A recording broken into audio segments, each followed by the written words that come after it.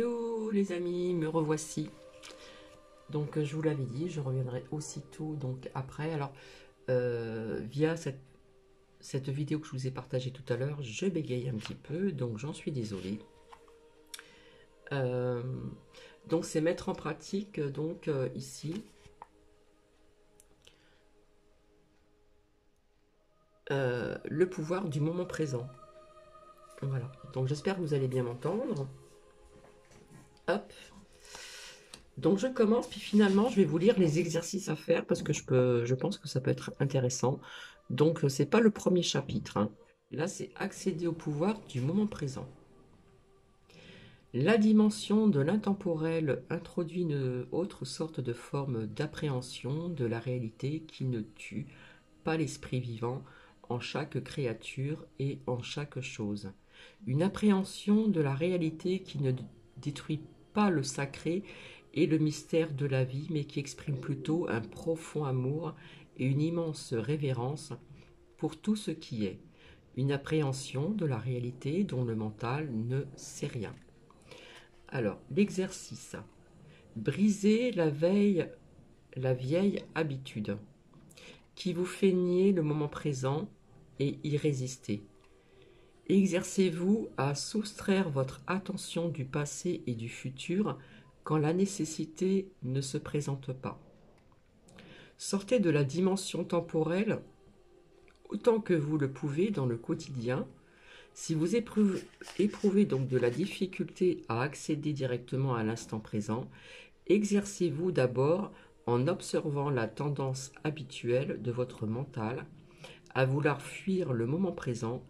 Vous constaterez qu'il, imagine en général le futur comme étant meilleur ou pire que le présent. Dans le premier cas, il vous donne de l'espoir et du plaisir avec anticipation. Dans le deuxième cas, il crée donc de l'anxiété. Chaque fois, il s'agit pourtant d'une illusion. En vous observant vous-même, vous pouvez automatiquement devenir plus présent dans votre vie. Dès l'instant où vous prenez conscience que vous n'êtes plus présent, vous l'êtes. Chaque fois que vous pouvez observer votre mental, vous n'êtes plus pris à son piège. Un autre facteur est entré en jeu, quelque chose qui n'appartient pas au mental, la présence témoin. Soyez présent en tant qu'observateur de votre mental, c'est-à-dire de vos pensées, de vos émotions et de vos réactions dans diverses situations. Accordez au moins autant d'attention à vos réactions qu'à la situation ou la personne qui vous fait réagir. Remarquez aussi la répétitivité avec laquelle votre attention se fixe sur le passé ou le futur. Ne jugez pas et n'analysez pas ce que vous observez. Regardez la pensée, sentez l'émotion, surveillez la réaction. N'en faites pas une problématique, vous sentirez alors quelque chose de plus puissant que n'importe lequel de vos sujets d'observation. La présence calme qui observe la dernière, le contenu du mental, le témoin silencieux. Alors, entre guillemets, ceci n'est pas préparé, je ne l'ai pas lu avant, donc je préfère vous le dire, voilà. Alors, lorsque certaines situations déclenchent des réactions empreintes d'une forte charge émotionnelle, comme lorsque l'image de soi est menacée, qu'un défi se présente dans votre vie et suscite donc de la peur, on en revient toujours au même, hein, ce mot que je n'aime pas, de la crainte, que les choses vont mal ou qu'un nœud émotionnel du passé refait surface, la présence doit se faire intense. Dans de telles situations, vous avez tendance à devenir inconscient. La réaction ou l'émotion prend totalement possession de vous. Vous devenez elle et agissez en fonction d'elle. Vous vous justifiez, vous vous accusez, vous vous attaquez, vous vous défendez. Sauf qu'il ne s'agit pas de vous, mais du scénario réactif du mental dans son habituel mode de survie. S'identifier au mental, c'est lui donner donc de l'énergie. Observer le mental, c'est lui enlever de l'énergie. S'identifier au mental accentue la dimension temporelle. Observer le mental donne accès à la dimension intemporelle. L'énergie économisée se transforme en présence.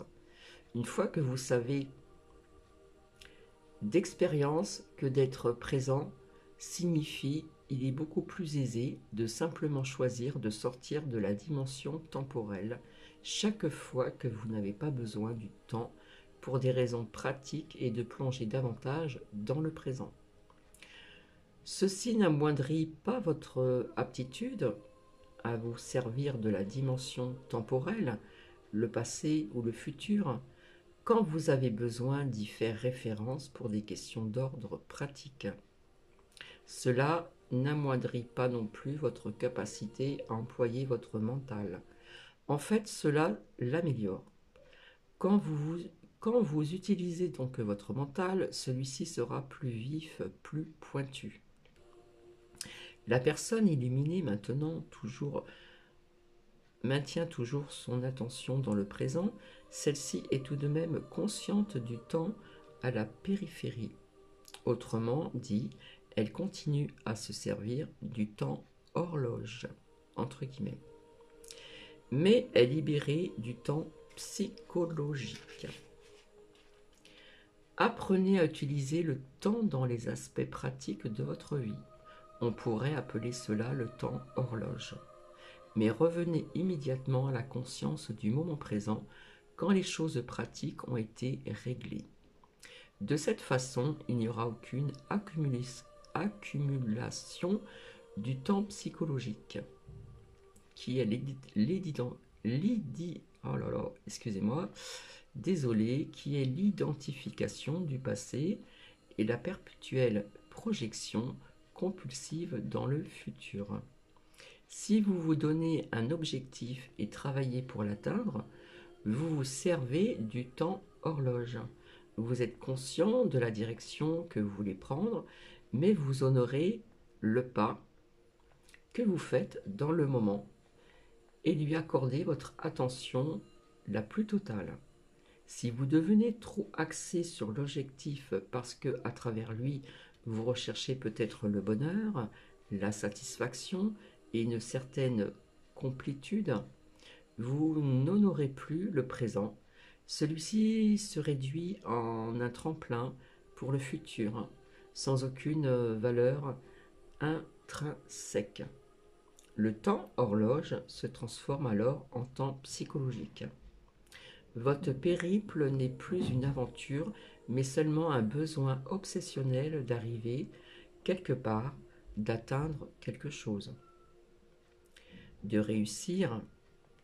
Vous ne voyez ni ne sentez plus les fleurs sur le bord du chemin et vous n'êtes plus conscient de la beauté et du miracle de la vie qui sont révélés partout autour de vous quand vous êtes dans l'instant présent. Désirez-vous toujours être ailleurs que là où vous êtes? Le faire est-il pour vous seulement un moyen d'arriver à la fin? La satisfaction doit-elle toujours être imminente ou se réduit-elle à des plaisirs de courte durée comme, je ne dirais pas le mot, la nourriture, la boisson, les drogues et des sensations fortes à une certaine surexcitation?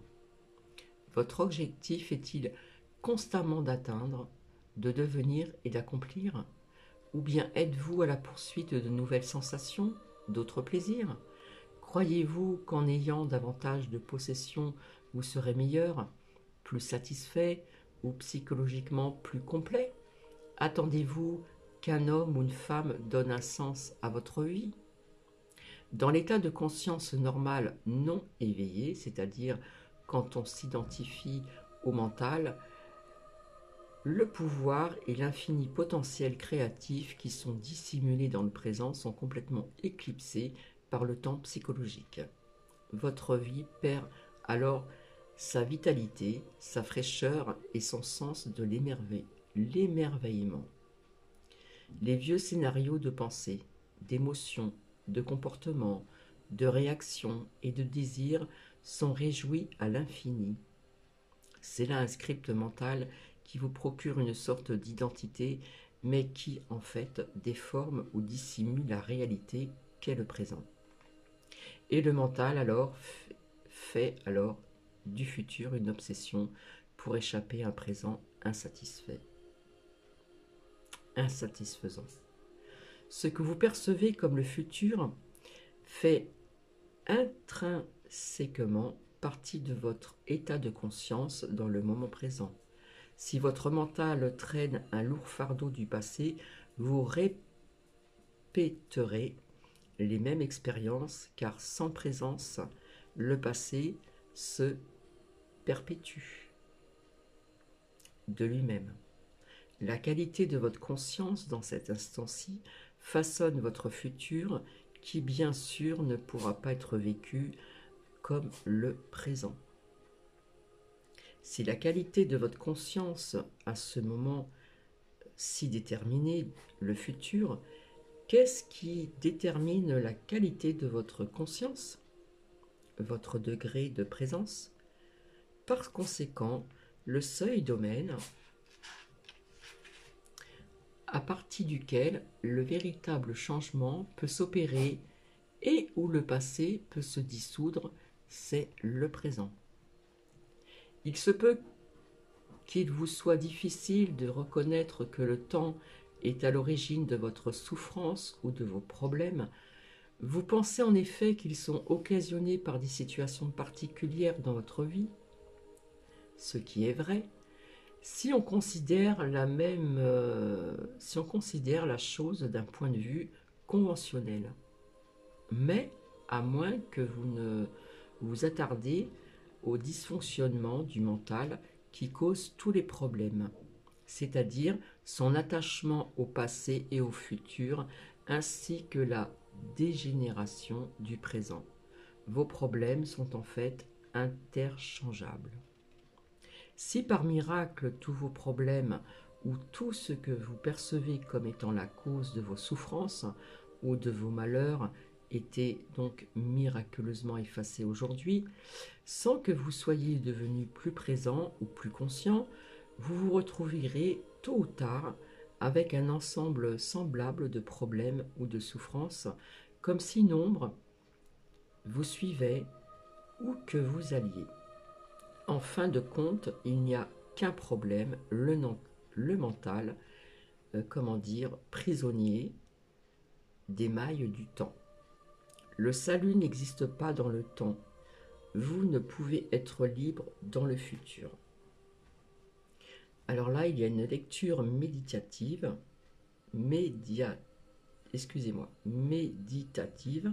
La clé de la liberté, c'est la présence.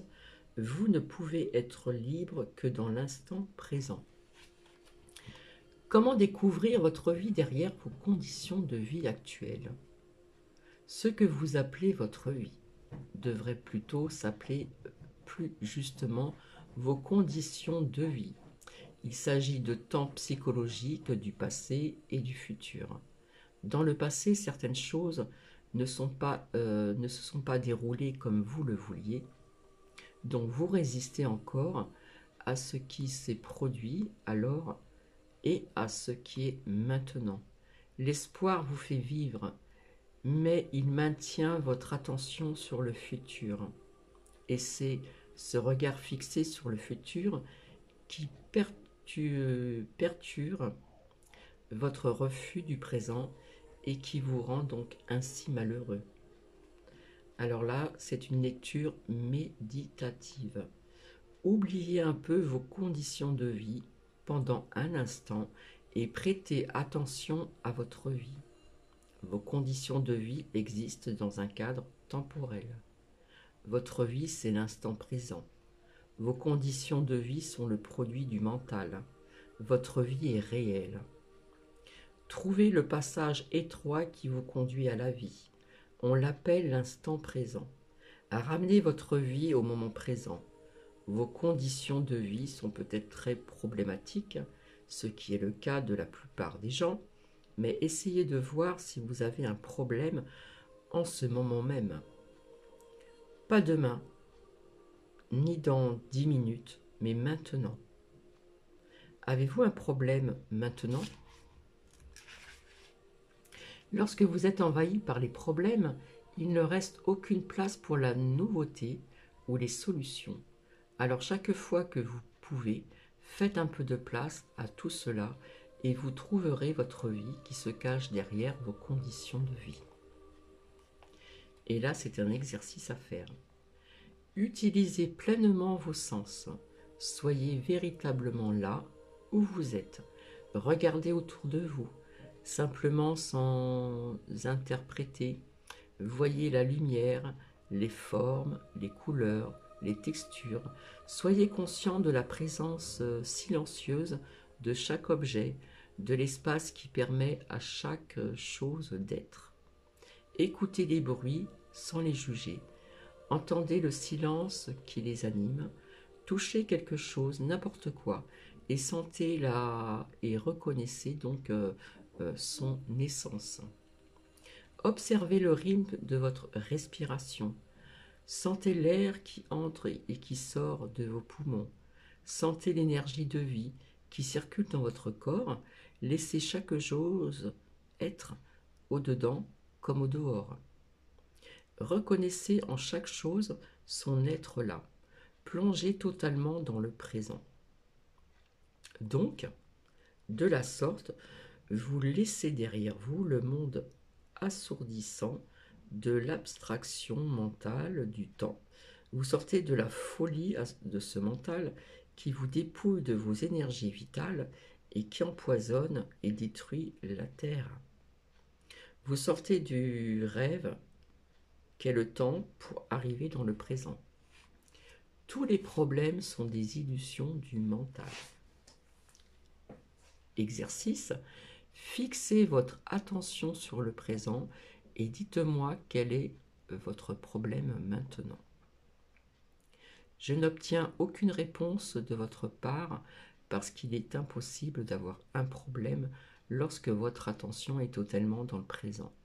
Une situation a besoin d'être acceptée telle qu'elle ou d'être solutionnée. Bon. Pourquoi en faire un problème? La vie ne vous mettait pas suffisamment au défi comme ça? À quoi vous servent donc les difficultés? Inconsciemment, le mental les adore parce qu'elles vous confèrent, disons, une sorte d'identité.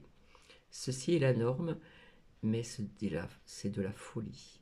Avoir un problème veut dire que vous appesantisez mentalement sur une situation sans qu'il y ait une véritable intention ou possibilité de passer immédiatement à l'action et que vous l'assimilez au sens que vous avez de votre identité personnelle.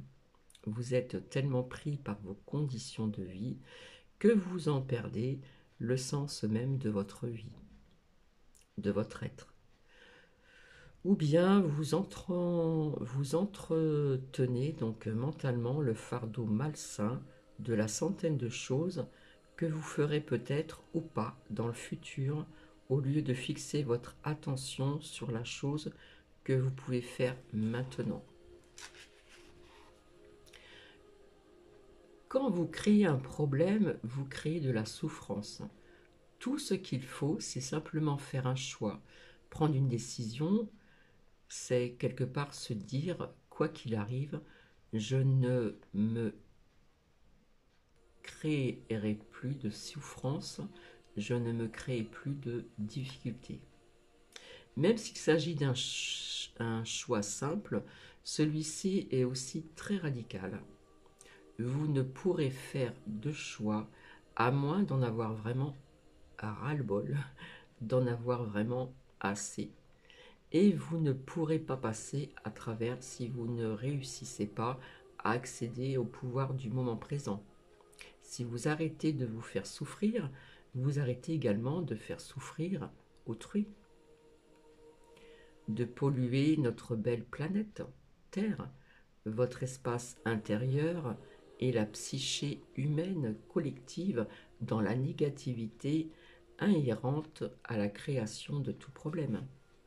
Si vous êtes déjà trouvé dans une situation de vie ou de mort, vous savez que celle-ci n'était pas un problème. En fait, le mental n'a pas eu le temps de tergiverser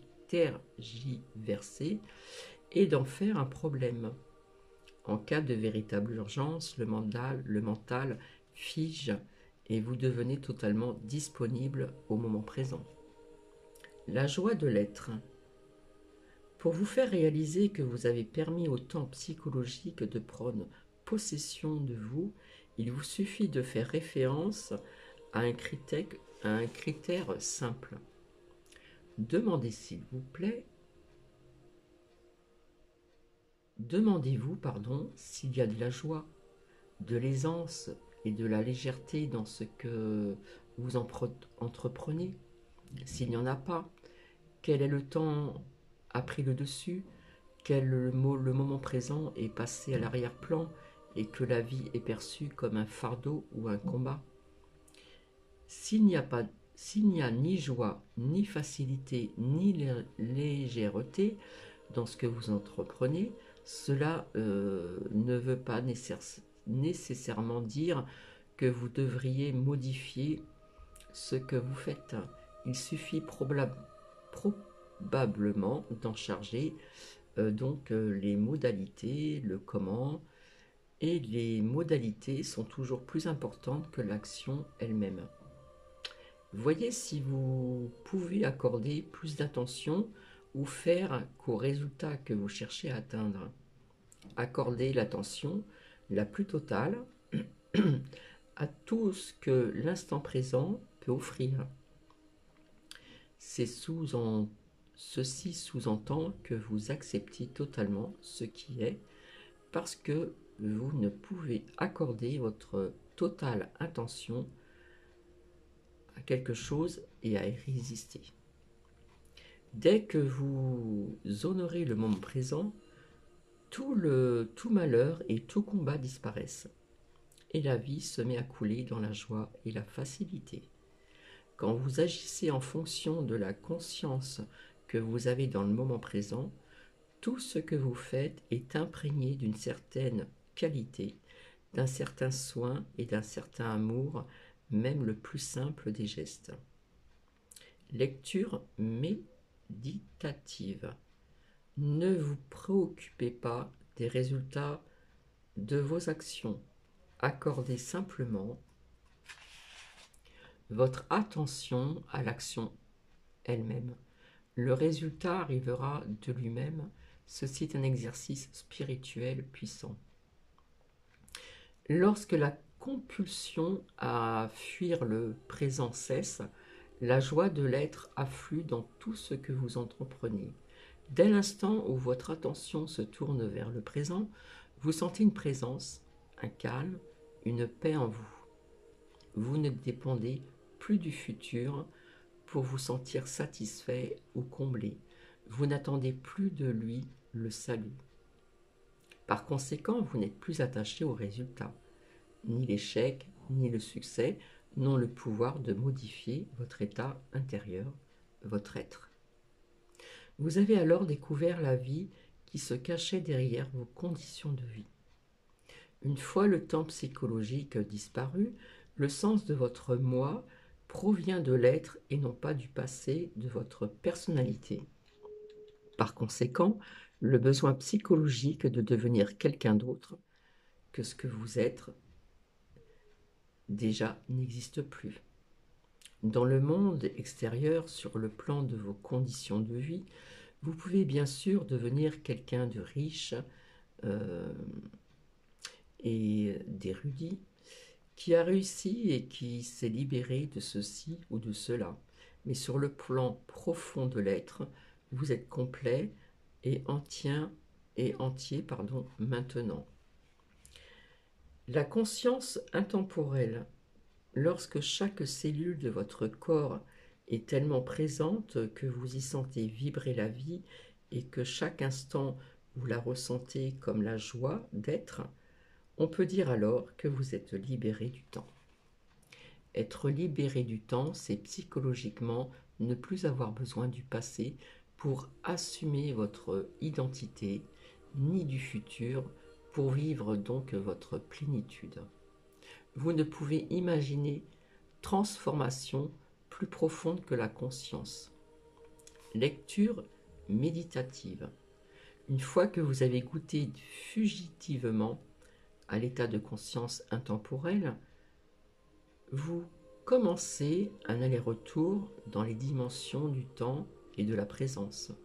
Vous prenez d'abord conscience du fait que votre attention est rarement dans l'instant présent. Et de savoir que vous n'êtes pas présent continue déjà une grande réussite. Cette reconnaissance est en soi une forme de présence, même si initialement elle ne dure que quelques secondes de temps horloge avant d'être rependue. Puis vous choisissez de plus en plus souvent de focaliser votre conscience sur l'instant présent plutôt que sur le passé ou le futur. Et chaque fois que vous réaliserez que vous avez perdu de vue le présent, vous saurez y rester non seulement quelques secondes, mais plus longtemps du point de vue du temps horloge. Alors avant d'être fermement ancré dans l'état de présence, c'est-à-dire avant d'être totalement conscient, vous faites des allers-retours répétitifs pendant un certain temps, entre la conscience et l'inconscience, entre la présence et l'identification au mental. Vous perdez de vue le présent et vous y retournez. Puis la présence finit par devenir votre état prédominant.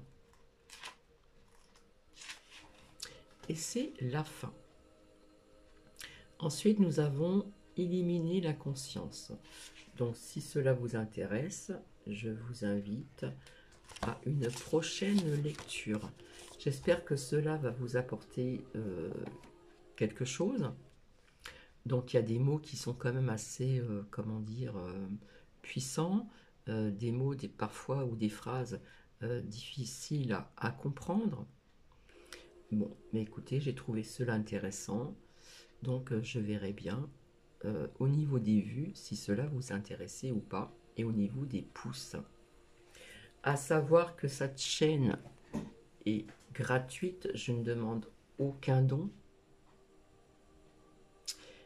Et donc je vais vous laisser donc en ce dimanche 6 novembre 2022 et je vous souhaite peut-être bon appétit et donc passez une bonne fin de week-end, voilà, que ce soit des personnes qui ne travaillent pas ou des personnes qui travaillent. Voilà, je vous fais des bisous et je vous dis donc à très vite, à très bientôt. Bisous bisous.